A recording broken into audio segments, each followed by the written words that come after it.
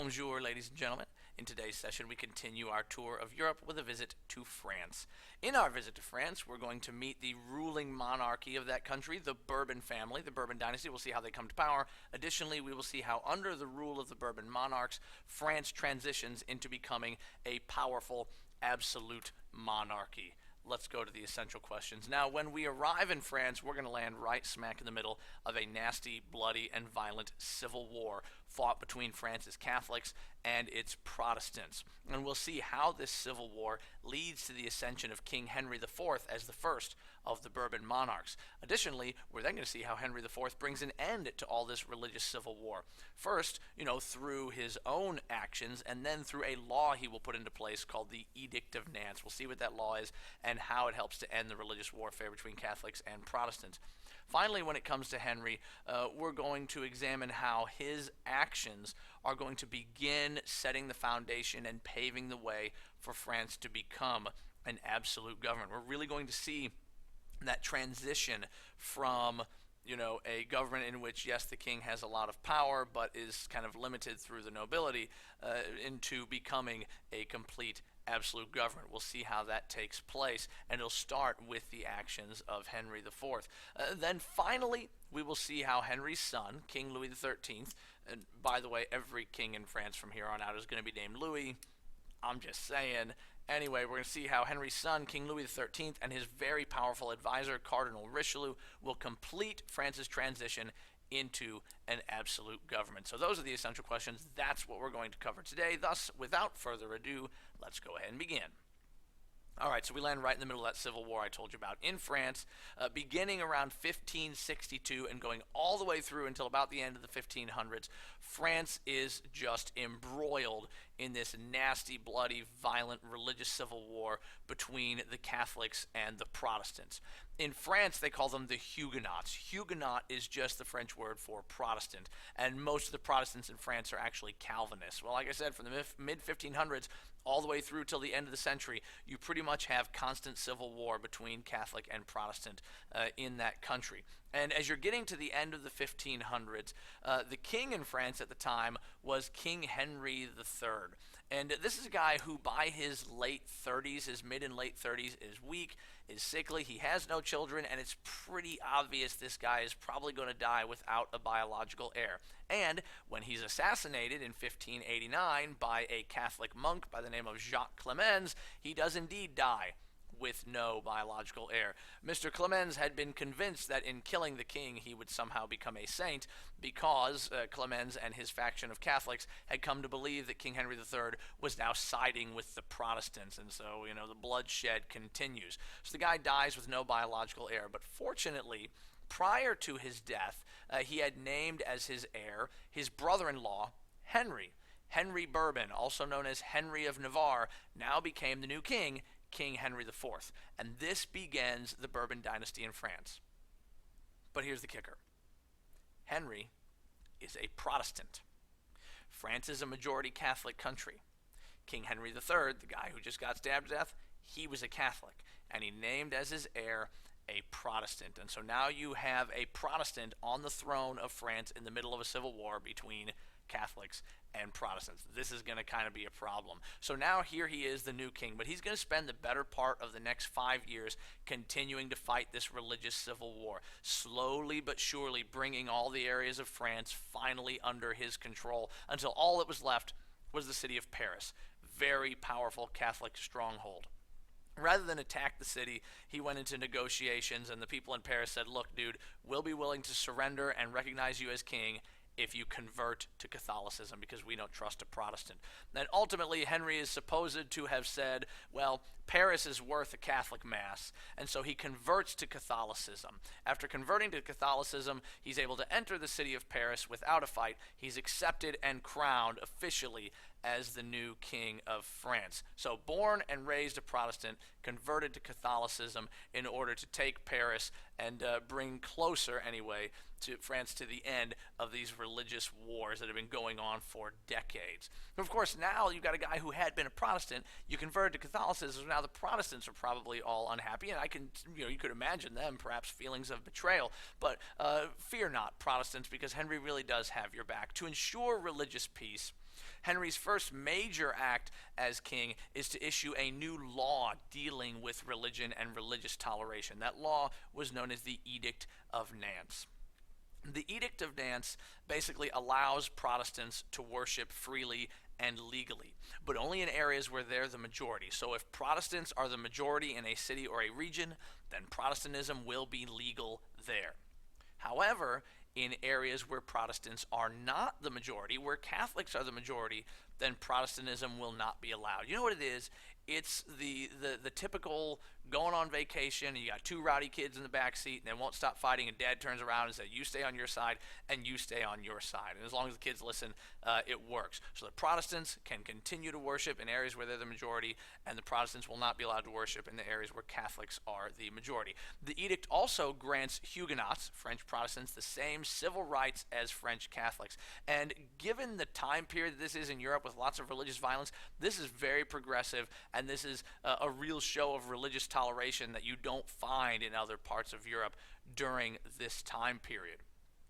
And so with peace finally restored, Henry needs to go about rebuilding a French nation that has been weakened and wrecked by nearly 50 years of war. And he works tirelessly to this end, rebuilding roads, rebuilding bridges, reforesting lands that had lost a lot of their trees, building new infrastructure, working on rebuilding France's economy. And his tireless work for all the people of his kingdom earned him the great admiration and love of his people. To this day, he is still one of the most beloved of all of the French monarchs, and on his tombstone, or on his tomb, would be inscribed the title Henry the Good. People really did admire this guy. But in the process of all this, his actions are going to pave the way for an absolute monarchy in France. And that's because many of the decisions, most of the decisions that he makes, most of the governing that he does single-handedly. You see, in France, they had this body that was supposed to be very similar to England's parliament. In France, they had this thing called the Estates General. It was supposed to be kind of like a parliament, supposed to approve actions of the king and things like that. But Henry pretty much just ignored them and worked around them and worked without them because he constantly governed through edicts. An edict is sort of like a proclamation that has the power of law that comes directly from the king. So he worked without the Estates General and governed single-handedly. An edict, if you're going to equate it to anything, it'd be kind of like an executive order from the president in our country. They're not exactly the same, but if you were going to equate it to something, that's about the closest you could get it to. And so by governing single-handedly without the Estates General, he is beginning to pave the way for absolute government, single-handed power by the king in France.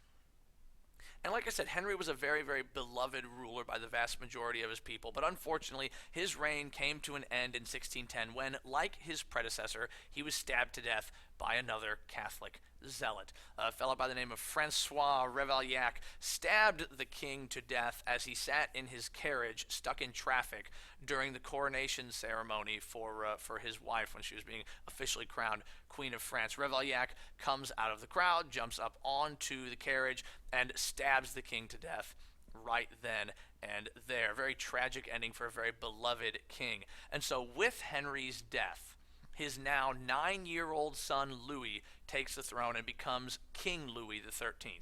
Now, because Louis is way too young to rule on his own, he's only 9, his mother, Marie de Medici, will rule as his regent for the next 7 years until he reaches adulthood.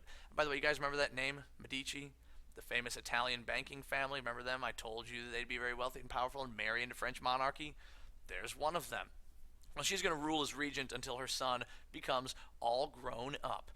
And when he does come of age and wants to maintain power himself, his mommy actually doesn't want to let go of power. There's a big power struggle between him and his mother, and ultimately he ends up banishing his mother from France once he begins to rule single-handedly. So Louis now has control over his own government and realizes that governing is actually really, really hard work, and so he begins to work very closely with and starts handing a lot of power over to one of his mother's old advisors, a guy by the name of Cardinal Richelieu. And Richelieu and Louis ultimately work very, very closely together. And Richelieu eventually becomes Louis's top government official. And this is very common in France, where you'd have the king, and then the king had sort of like his top or chief, minister, who would then sort of see all the king's actions put into practice. And so Richelieu is that top government guy. And together, Louis and Cardinal Richelieu will finish the job of turning France into an absolute monarchy. But how do they go about doing this? Well, to do this, they have to work to weaken anybody who might threaten the power of the monarchy. And in particular, Louis and Richelieu identify two groups that could threaten the power of the monarchy: French nobles and the Huguenots, the Protestants. See, when Louis came to power, the nobles still had a lot of control out in the provinces. For example, in the provinces, the nobles had the power to collect taxes. They also had the power to administer law and justice. Because these guys have some kind of power, it poses a threat to the power of the king. So, in order to deal with this, to end the power of the nobility, Richelieu and Louis stripped the nobles of any of their administrative abilities. No more tax collecting, no more administering justice. Those will happen only through the king's officers. Additionally, they ordered that all the castles of the nobles were to be destroyed. Why do that? We'll elaborate on that in just a minute. Now, when it came to the Huguenots, when it came to the Protestants, again, they saw these guys as a potential threat. And so Richelieu and Louis looked for ways to weaken them. And they got exactly what they wanted when a group of very radical Huguenots tried to rebel against the king's rule. This now was used as an excuse. Aha, see, these Huguenots, these Protestants are bad. It must therefore mean all Protestants are bad. And so this was an excuse in order for the king and Cardinal Richelieu to strip all Protestants, all Huguenots, of their rights to have fortified towns, walled cities. So those are now gone. So no castles for the nobles, no fortified cities for the Huguenots. Think about what that means. If you ever want to cause trouble, where would you go to hide when the king came to attack you? Behind the walls of your castle, behind the walls of your fortified cities. But those things are now gone. So you have no means to defend yourself in case you decide to, rebel or something like that. Additionally, if for whatever reason the king becomes unjust, you now have no means of defending yourself against that unjust king or unjust ruler. So what they've done is they've stripped the nobles of their power and stripped both the nobles and the Huguenots of their ability to defend themselves against the power of the monarchy. So now they have effectively weakened all of the monarchy's enemies by stripping them of their ability to defend themselves.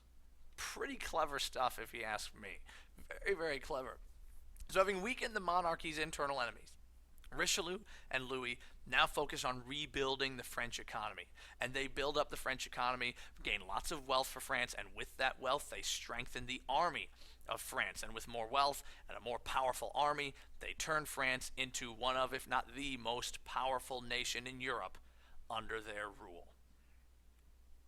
That's going to do it for today, guys. But when we got into France, we saw the wars of religion between the Catholics and the Protestants. We saw how these wars of religion led to the ascension of Henry IV and the beginning of the Bourbon Dynasty. We also saw how Henry ended the religious warfare by converting to Catholicism, issuing the Edict of Nantes to let Protestants worship where Protestants were the majority and Catholics worship where Catholics were the majority. But we also saw the great beloved king, Henry IV, Henry the Good as they like to call him, pave the way for absolute government in France before finally his son, Louis XIII, and his top minister, Cardinal Richelieu, finished the job of bringing absolute monarchy to France by simultaneously taking power away from their enemies and taking the ability to defend themselves away. So what we see is a combination of a monarchy that begins to govern single-handedly and ignores its legislature, while at the same time stripping its enemies of their ability to defend themselves. And through this means, the French government is converted into an absolute government, an absolute monarchy,